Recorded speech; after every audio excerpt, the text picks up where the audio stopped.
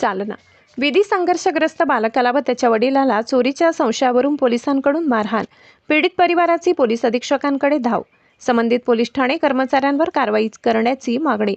मुलाच्या आईने प्रसार माध्यमाला पाणावलेल्या डोळ्यांनी दिली माहिती. दिनांक 2 एप्रिल रोजी जालना जिल्ह्यातील भोकरदन तालुक्यातील तीर्थक्षेत्र जाळीचा देव येथे 2 वर्षापूर्वी मेडिकलमध्ये झालेल्या चोरीच्या संशयावरून एका विधी संघर्षग्रस्त बालकाला व त्याच्या वडिलाला पारत पोलिसांनी चोरीच्या संशयावरून तपासासाठी ताब्यात घेत 2 एप्रिल रोजी पोलीस ठाणे पारद येथे बोलावून अमानुष मारहाण केल्याचा आरोप महिलेकडून करण्यात आला. यावेळी पीडित विधी संघर्षग्रस्त बालकाची आई यांनी प्रसारमाध्यमांना सविस्तर माहिती देताना पाणावलेल्या डोळ्याने म्हटले की माझा मुलगा हा इयत्ता 10वी मध्ये शिकत आहे. 2 एप्रिल रोजी पोलीस आमच्या घरी आले. तुमच्या मुलाला फक्त विचारपूस करायची असे म्हणत त्याला घेऊन पोलीस ठाणे येथे गेले व मेडिकलमध्ये तूच 2 वर्षापूर्वी चोरी केलेली आहे, तो गुन्हा कबूल कर असे म्हणत मारहाण केली व माझ्या पतीला सुद्धा बोलावून घेतले. आम्ही तिथे गेलो असता माझ्या पतीला सुद्धा त्यांनी मारहाण करत घडलेला चोरीचा गुन्हा तुम्ही कबूल करा तेव्हाच तुम्हाला जाऊ देव असे म्हणत अपमानित केले. मला सुद्धा खालच्या दर्जाच्या शिवा देत त्या ठिकाणी असलेले सहाय्यक पोलीस निरीक्षक संतोष माने व त्यांचे सहकारी पोलीस उपनिरीक्षक नेमाने यांनी मला शिवीगाळ करत माझ्या मुलाला व माझ्या पतीला मारहाण केली, आमचा अपमान केलाय. आम्ही गरीब आहो म्हणून आम्हाला चोरीच्या गुन्ह्यात अडकवण्याचा प्रयत्न पारत पोलीस करत आहेत, त्यामुळे आम्हाला न्याय द्या. मला समाजात फिरण्यासाठी कुठेही नाक राहिला नाही असे म्हणत या महिलेने पोलिसांच्या कामकाजावर प्रश्नचिन्ह उपस्थित करत अप्पर पोलीस अधीक्षक आयुष नोपाणे यांची भेट घेत त्यांच्याकडे व्यथा मांडली.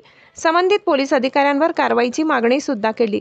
घडलेला प्रकार गंभीर असून संबंधित अधिकाऱ्यांची तात्काळ योग्य ती चौकशी करून परिवाराला न्याय द्यावा.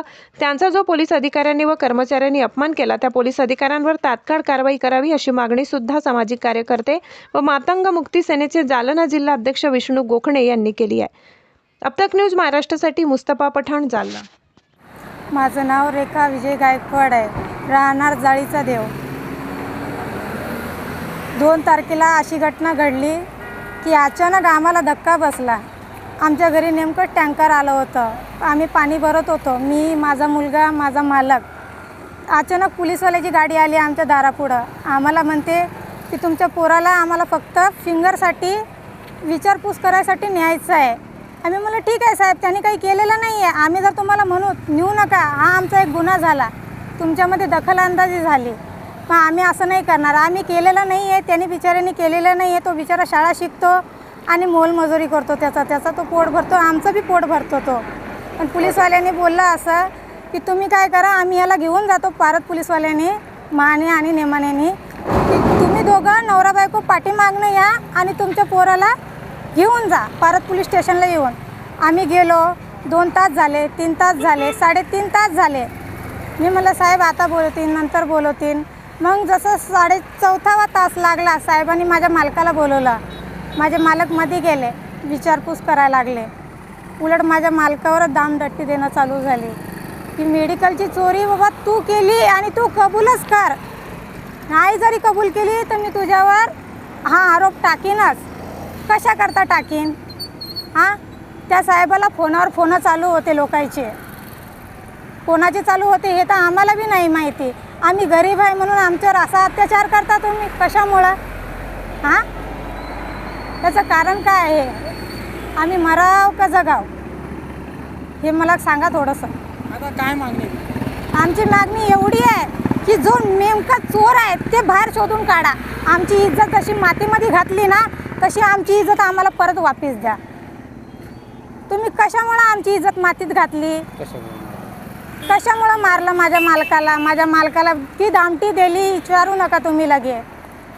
त्याला धमकी दिली ती हातावर मारायची, पण ते हातावरती जखम बघितली होती त्याच्यामुळे हातावर त्याला वाटलं की कळेल लोकांना की मारलं म्हणून हातावर न मारता यांना खाली बसवलं.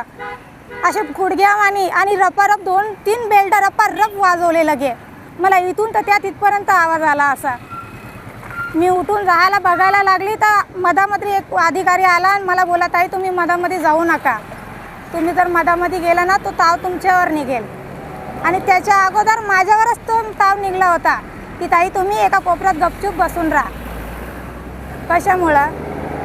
तुम्ही लोकांचं ऐकता, लोक तुम्हाला पैसे चारतात आणि आमच्यासारख्या गरीबाला तुम्ही मारते त्याच्यामुळे 2 पैशासाठी. आणि आमचं एकच मातंगाचं घर आहे, आम्ही मागूनच खातो. आमचं हे घर आहे म्हणून आमच्या संग इतका छळ करता तुम्ही कशामुळं? याचं कारण सांगा ना मला. का आम्ही मातंग आहोत त्याच्यामुळं आमचा गुन्हा आहे? का आम्ही भिक्षा मागून खातो हा आमचा गुन्हा आहे? का आम्ही इज्जतीने राहतो हा आमचा गुन्हा आहे? मला या तीनतून मला एक कुठला तरी प्रश्न उत्तर द्या मला हे की आमचं चूकतं काय? कुठल्या पोलीस कर्मचाऱ्यांना अधिकाऱ्यांना मारलं? माने साहेब आणि ने माने साहेब, पोलीस स्टेशन पारत, या दोन्ही साहेबांनी. माझी तर इच्छा आहे असं करू नव्हतं. तुम्ही आम्हाला बोलवलं कशाला होतं की तुम्ही या तुमच्या मुलाला घेऊन जा. तुमचं काम होतं की तुम्ही आम्हाला बोलवलं की या बाबा तुमच्या मुलाबाळाला तुम्ही घेऊन जा. तुम्ही तसं न करता तुम्ही डायरेक्ट आमच्यावर ॲक्शन घातलं लोकांचं ऐकून. कशा करता? काय नाव आहे तुमचं? रेखा विजय गायकवाड, राहणार. निवेदन दिलं एसपीला, काय मागणी? आमची मागणी ही आहे की जायदेव तालुका भोकरदन जिल्हा जालना पारत पोलीस स्टेशनच्या हद्दीमध्ये जायदेव हे गाव येतं आणि त्या जायदेव गावामध्ये एकच एक मातंग समाजाचं घर असल्यामुळं तिथले काही प्रतिष्ठित लोक त्या पोलिसांसंग संगमत करून सनी काही फोनं करून या विजय गायकवाड यांचा जो मुलगा आहे या मुलावर खोटा चोरीचा आरोप केला म्हणून आम्ही मातामुक्ती सेनेच्या वतीनं आज SP साहेबाला निवेदन दिलं आणि त्याच्यातमध्ये त्यांच्याकडून अशी अपेक्षा केली SP साहेबाकडून की खरे गुन्हेगार शोधून त्यांच्यावर गुन्हा दाखल करा आणि या विजू गायकवाडला न्याय द्यावा असं आमचं म्हणणं आहे.